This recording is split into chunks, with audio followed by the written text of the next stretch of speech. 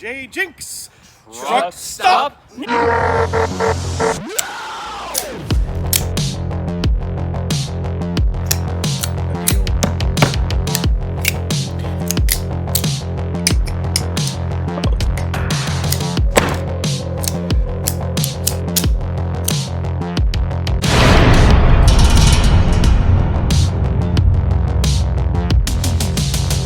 This is J Jinx, here to show you the rest of the Ozark trail knives I recently picked up, new for 2022. And I got quite a lot of them. In our previous installment, I talked about this knife. Lots of people are. Kind of interesting. And I did watch some of those other videos, and the action was quite a bit better than mine was out of the package. And that's something I probably should mention a little more often with these Ozark trail knives, is that there's a lot of variability from knife to knife, even if it's the same exact one. You might get one that's just put together so it's really, really stiff, like I did, or you'll get one that's just fine, or sometimes you even get them where they're loose and just kind of falling apart right out of the package. I've seen all of those things. Consistency is not Ozark Trail's strong point. Low price is. Can't have both. So anyway, let's just dive right in to this pile of Ozark Trail goodness. We'll begin with this fixed blade knife, 7 inches, wooden handles, a sheath, and again, you can see the open concept packaging that I don't care for. I mean, yeah, I've already said my piece about that. There's gonna be a lot of binking today, I think. Yes, I think. There. So Ozark Trail has put out a few fixed blade knives at this point. Excuse me, I must... And compared to the previous models I've seen, this one is the most ordinary. Doesn't mean it's bad.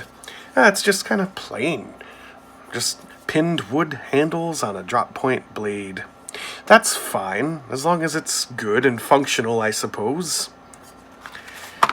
The sheath has 2 snaps and a plastic insert, along with the Ozark Trail logo in white. The snaps came apart pretty easily. That could be a good thing, it could be a bad thing, I don't know. It feels snug enough. Ugh. That second snap's a little difficult, because the knife kind of curves to one side. Seems if they put the second snap a little bit off center, that would have helped, but it got there, and it's nice and tight now. Well, and you got a loop, and that's it. Okay. Well, it feels nice. The handle's nice and smoothed. It could be polished a little better, but yeah, that's a DIY project in the making. And because it is natural wood, they're all going to be a little bit unique, a little bit different. And that is cool, in my opinion. I am noticing in the oil on the blade, there are some marks already from slipping it in and out of the sheath. That's always kind of the trade-off with these tight-fitting plastic inserts, is it could leave a mark on it over time. Right over the logo as well. Yes, over the years, that logo will just come right off, I think. Oh well, I mean, the sheath works. It does what it needs to do. Yeah, it's not a bad looking knife. I like the ergonomics on the handle. It's full-tang construction. It's simple. I kind of like it. Getting the knife in with the 2-snap system is not the easiest thing in the world. Actually, do I have it the right way? Is that why I'm having trouble? Oh, maybe I had it in there backwards. Yeah, that was it. Right. Done. And I'm going to do the thing where I open the next knife with the knife I just opened. And what do we have here? A red-handled knife. That looks pretty familiar. Again, with the open plastic packaging. I guess it's less plastic to cut. Oh, that's why I'm struggling. It has a pocket clip. Well, you know, they just don't make it easy sometimes. And another... Okay, I just threw the packaging away, but that's okay because I already know a lot about this knife. It's a reskin of a previous model, the one that I called the Tan Flipper 3. See, they are exactly the same except for the color. Oh, and the year they were made. I really liked this knife because, well, it's got recessed liners. That's a plus. It's on bearings. Ooh, I don't know if this one is. Oh, yeah, it is. Just not as smooth, perhaps. But you know what? It flips. The ergonomics are pretty nice. You got this honeycomb pattern. Now, one difference I do detect from handling them, the old tan version has a rubbery feeling. This one, not as much. It's more of a harder plastic. So, some people may like that, some people may not. No blade play. Centering is good. Yeah, that's one issue I had with this one, is the centering was just a little bit off. But the action is fantastic. No blade play. This one, the action I think just needs a little breaking in. It's already starting to loosen up. So, one of the greats, Reskinned. I'm happy about that. Not much else to say about it because I pretty much already reviewed it in a way. And moving on to the next one. Oh boy. Yes, it's not very uncommon for Ozark Trail to re-release a knife, but just with a minor change in color, or maybe patterning in the handle, for example. We've seen it before. In fact, one year, maybe the second or third year that they started releasing these things every year, they just straight up put out two of the same knife in different colors. And I remember those two being pretty good. Those aluminum handled ones, yeah. Oh, stay on, Bink. I gotcha. So the packaging for this knife boasts of a stag finished handle and a frame lock. They never talk about the Bink. Yes, this is another reskinned knife. Not from a great model, in my opinion. One that I picked up last year. This one. See? They're pretty much the exact same knife, except now it's in satin. And it's got this stag piece for the handle instead of this presumably knurled G10 or some kind of plastic. And I don't like it. I still don't. Yeah, every time I see a knife where it bulges right here in the handle, I know it's not going to be comfortable. And that just hasn't changed. But I do approve of the way it looks. I'm a sucker for satin, and this brushed aluminum look, or steel I suppose, to the frame. It looks much better than the plain Jane black, in my opinion. Ambidextrous thumb studs, low-ride pocket clip, and a drop point blade, and I would not use this, because it's just not comfy. But I've got to get it in my collection. Well, let's go for the big one next. Another fixed blade knife. I was pretty excited about this one. It's a fixed tanto blade knife. Ozark Trail put out two, well, that I know of, fixed blade knives in this year's lineup. God.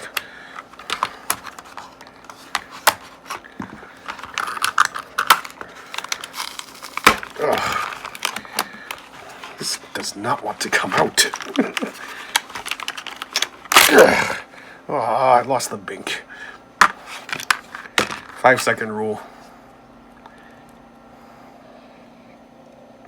Well, I've got it on backwards, but that's okay, because this is not meant for a Tanto blade anyway. So, bink! Ugh, now I gotta get this thing out. Ugh. There we go. And have a gander at this one. Pretty handsome, even though it's black coated and I don't care for it. I like the way this looks. This patterning in the scales, very unique. Well, I mean, I've seen stuff like this before, for sure. But the, how would I put it? Heterogeneous patterning. I can't think of the word. Every one of these little cone things is like kind of a little bit different and unique. It's not so regular. It breaks up the patterning a little bit, and it just kind of gives it a neat, almost like a primitive look. That together with the fact that it's a Tanto style blade, it's got an atmosphere to it.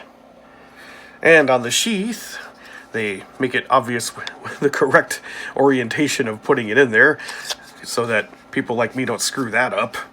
And they got the Ozark Trail logo in a minimalist form right there. I like that. It almost kind of looks like a rat tail. Also on the sheath, they got this little jimped part so you can push off with your thumb and retrieve the knife. It does have a little bit of a resistance and then a snap as you slam it forward, and now, no rattling. Yeah, they've also cut out some slots. It's kind of a neat look, though, because it matches the center of the grind. So when you shove it in there, it's like you got these reflective surfaces that are right in the middle. You see that? Almost like a pill, sort of.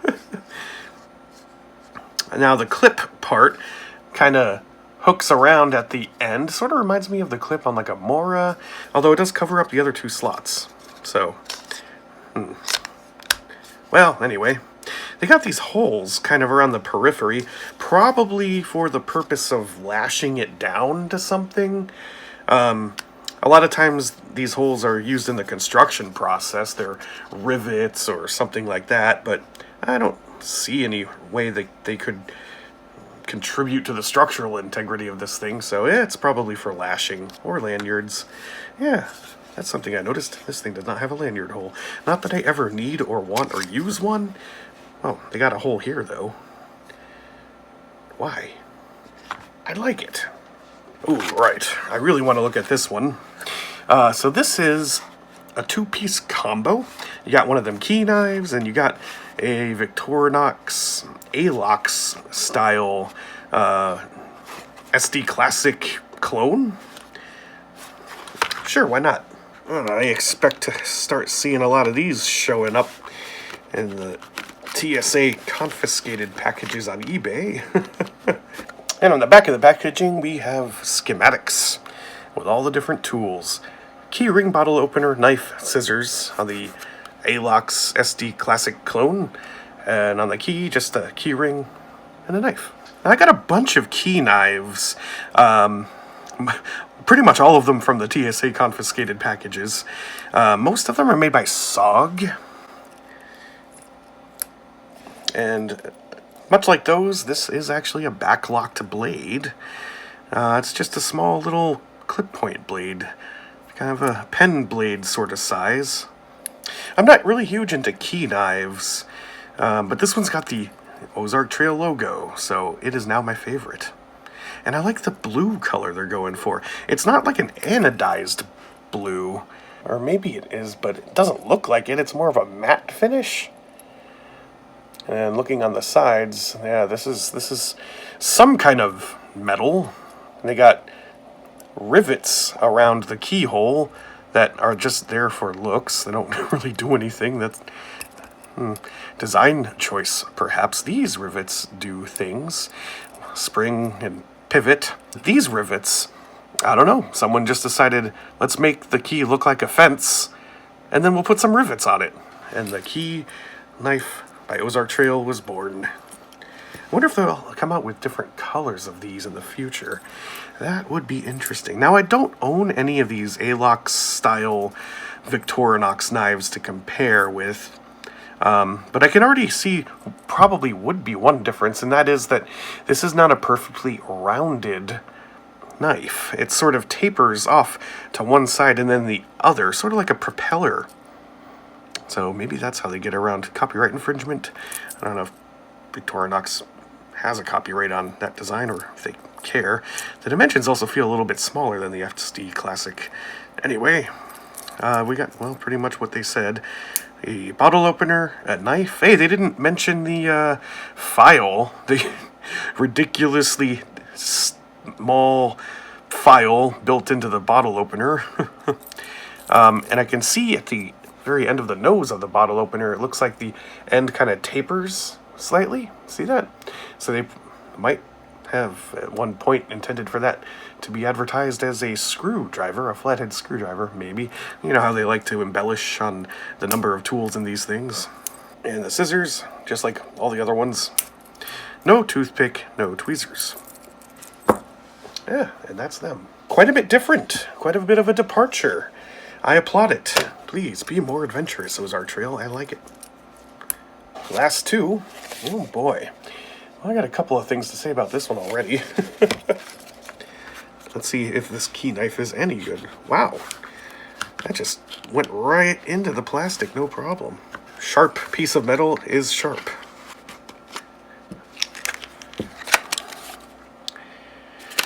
Well, the only special thing I can see from this packaging is that it's got a G10 handle. Looking at this knife immediately reminds me of a paraframe knife by Gerber. It's not, though. It's not quite there. If looking at the handle, they have these big cutouts. Why? Usually for weight reduction. And then in the metal, which is heavier than the plastic, they also have cutouts, but they're different and smaller. So it's weird. It's a design choice I don't quite understand, but it is a design choice nonetheless. So it's a pseudo paraframe, I suppose. I can already feel, yep, it's on Teflon spacers or nylon washers, not sure. We have a deep ride pocket clip, the kind where you have to poke the screwdriver through the pocket clip to get to the screws. None of it's recessed. That's okay. I just prefer the recessing. Tension is a little bit light, but it won't rip your pants apart or whatever you slip this thing into. And out of the package, the centering looks really good. We got ambidextrous thumb studs. This thing is not a flipper. I can already tell it's a little tight up at the pivot, and that's okay. If it's just not meant to be, it's just not meant to be a flipper. Of course, over time, it may loosen up, it may break in. A lot of people tell you, oh, just loosen the pivot. I highly recommend you don't do that. At least for like higher end knives, just let it break in, especially if it has like bearings. Leave the factory grease there. Let it break in, you know. For these cheap knives, well, it's probably one of those mileage may vary things. There might be somebody out there who got this knife and they're just like, oh, I flipped it. There you go. See? And then, you know, they're like, oh, wow, this thing is great. You just got that 1 in 100 that came off the line. That's better than the others. It happens all the time in manufacturing. I know. Anyway, I'm impressed. Actually, I thought I would hate this knife, but it feels really, really good in the hand. I think it's the contouring, the ergonomic factor here, and also the knurled G10. That's just a huge winner. There's a reason why so many knives have that. It's grippy, but not annoyingly so. There is no jimping. It's not something that I necessarily complain about. I just notice when it's not there. You know what I mean? Like, I'm expecting to feel ridges and I'm not. Doesn't mean it's a bad thing. And yeah, it's all blacked out. Again, not my preference, but this is an Ozark Trail knife that I kind of would like to see more variations on. Give me the satin version with J.J. Jinks orange scales, perhaps. Now, practically speaking, if you take this out camping or something, you're going to get all kinds of gunk and dirt through these holes. I would have preferred if they didn't make cutouts in the G10 at all and just left all the skeletonization to the liners. But What do I know? And we just got one more. Oh boy. This looks a lot like some previous models that I've seen, but just a little different. Not even going to take it out of the package just yet. We got that mossy oak real tree handle. That's very characteristic of a few previous models. But with this handle, I can see there's a little more contouring going on. Kind of hard to show in this lighting, but you can see there's kind of a, it's not chamfering, it's just molded that way. You know what I mean? And the same thing on the back side there. Let's just have a squiz. Anything interesting on the packaging? Black finish blade, there it is, mossy oak handle. That's it. All right, the final for 2022. Bink. This Bink has a little bit of overmolding going on. It is a little bit slenderer, more slender, than some of the previous models with that mossy oak look. Oh, okay, I got a couple of complaints now. Again, we have holes in it for weight reduction, but I wouldn't have done it that way. See what I've said on this knife. I mean, the centering's fine. It's got a flipper tab. It feels weird when you open it. I mean, the lockup is fine. It feels weird. Like, the pivot has these little bumps in it as you go that I didn't expect. I'm assuming that's the detent rubbing up on something in there. It's not gritty. It's like there's a... Okay. Yeah, I think I might have figured it out. It's that detent piece on the liner lock. When you get the knife almost open and it kind of rubs off the edge of the blade and you get the kind of a bump and then it opens. Yeah, this is going to be really hard to show and describe, but that detent piece, that little ball sticking out right there, is actually really far back. I'm used to it being a little more forward, so when it finally hits the blade, you've already got it like 120 degrees closed, so I'm like, what is that? And then it does it again right about here. You got it like almost all the way closed, and it's hitting something. I mean, could that be to help keep the blade shut? But usually it's not at that kind of an angle. Or maybe it's to give it some tension for the flipper thing, but it doesn't seem to be helping. Oh, it's weird. That's different. That'll take some time to get used to. The mossy oak pattern is really nice on this one. I mean, I can see like a leaf and some moss on some bark. There's a lot of detail in this piece of, you know, the mossy oak menagerie that ended up on this handle. You know what would be kind of cool would be to have a look at the entire mossy oak like picture that we get these little vignettes of on the knife handles, and they hide their little logo on the stick here. That's pretty neat. Oh, and there it is again, right there.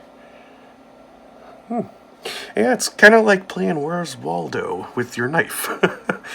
Yeah, if I worked at Mossy Oak and I had to come up with a pattern, I would hide little things in the background just for fun, like a Sasquatch here, a Chupacabra there, you know? And this knife does have the lanyard hole. It's got lots of holes. Anyway, the liner is actually really hard to access because of the curvature, the ergonomics here, which is fine. It's good. It feels good. It is a little slick, but you gotta dig for that liner, and there's a little bit of lock stick. I don't know if you heard that. Yeah. So, yeah, I knew I wasn't gonna love this knife, but I like it a little more than I thought I would. And it's got the same deep ride pocket clip as this knife as well. Saving by making parts redundant. That is good design. Good job, Ozark Trail. So, anyway, my Ozark Trail collection keeps growing. My Ozark Trail journey, the journey that comes with the collecting continues. They keep making more, and I keep enjoying finding them. And until that stops, I will not. This has been JJ Jakes. Truck Stop Knives.